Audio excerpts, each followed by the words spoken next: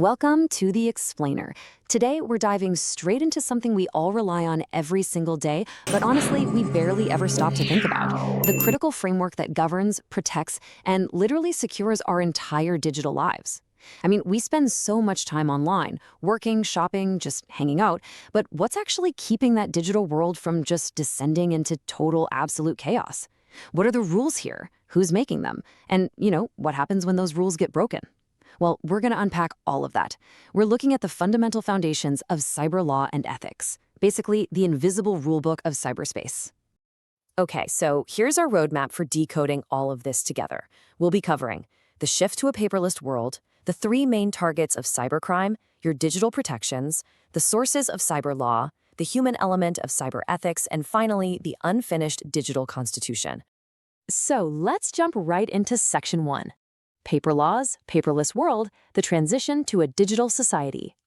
Now, this quote right here, paper laws in a paperless world, honestly, it perfectly frames the massive challenge of our era.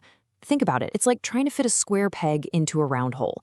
You're taking rules that were written for physical documents, physical borders, physical interactions, and you're trying to force them onto an invisible, totally boundless digital space. Imagine someone sitting in one country, hacking into a server on a completely different continent. No physical windows were smashed, no human body ever crossed a border, and no actual paper files were stolen. Suddenly, those traditional laws for trespassing and theft, they completely fall apart. It is a massive, massive legal hurdle. And what's crazy is how early this all started.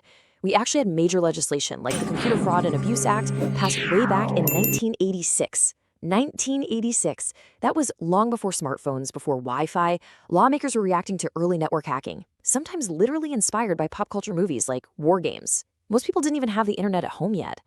Then, as we hit the 90s, the internet and e-commerce just exploded, and right along with it came a massive spike in digital fraud.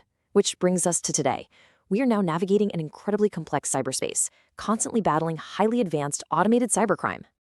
That brings us to Section 2, the three targets of cybercrime. Who and what is exactly under attack? It's really interesting to see how neatly we can break down the absolute chaos of cybercrime. It basically targets three distinct levels, scaling from personal harm all the way up to literal national security threats. First up, you've got individuals. This is you and me facing things like identity theft or cyber harassment. And man, if your identity gets stolen, it can wreck your personal credit for a decade. Next is property. Now, we're not talking about physical real estate here. We're talking about digital assets. This includes data theft, malware, and computer vandalism, which can literally bankrupt a business overnight.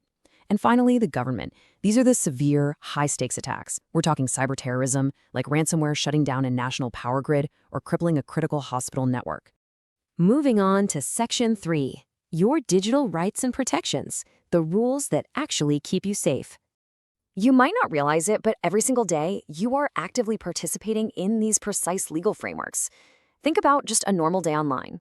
Copyright law is out there making sure someone doesn't just rip a video you posted and monetize it as their own. Fraud law, it's basically acting as an invisible shield right when you type your credit card info in to buy that morning coffee. Harassment and stalking laws cross right over into the digital realm to shut down cyberstalking. And behind the scenes, you've got trade secret protections, ensuring that the algorithm of whatever search engine you're using isn't instantly stolen by a competitor. Every time you click I agree, you're stepping into this exact web of protection.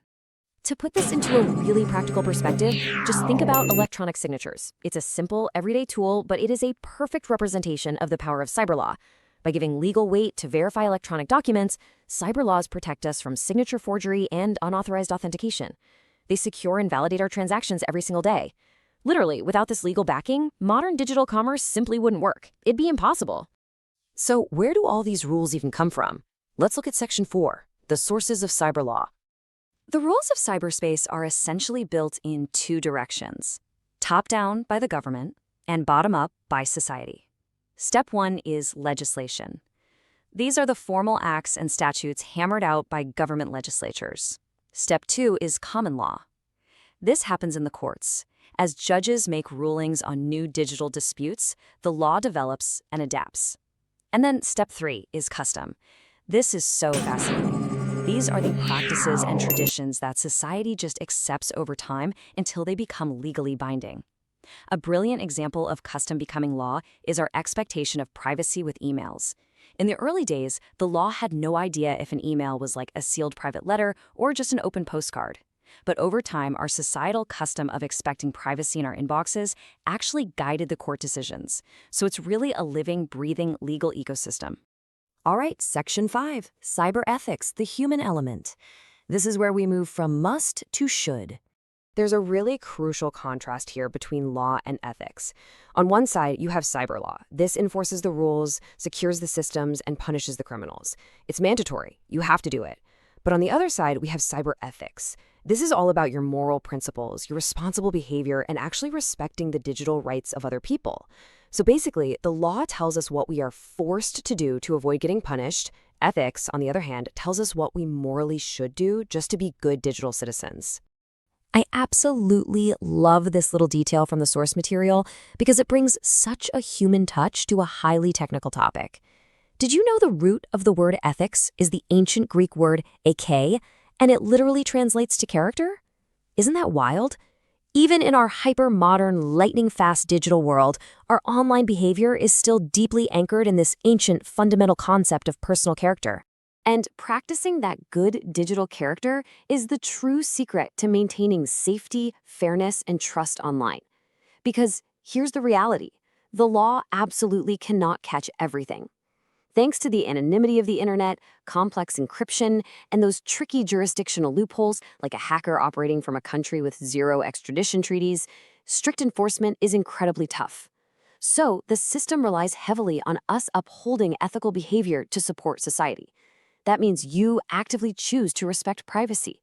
You refuse to engage in cyberbullying. You use information responsibly, and you protect confidential data. It's on us. Which brings us to our final act, Section 6, the unfinished digital constitution, the ongoing race. The stark reality of all of this is that our laws are in a constant, breathless race just trying to catch up.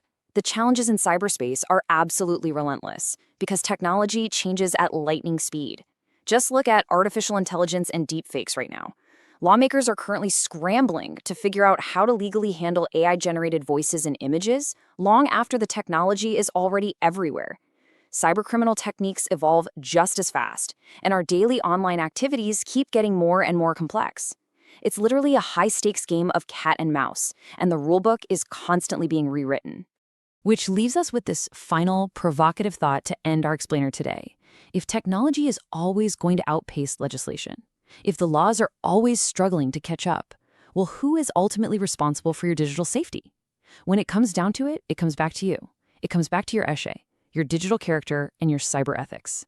Thank you so much for joining me for this explainer on the digital constitution. Keep exploring, keep learning, and stay safe out there in cyberspace.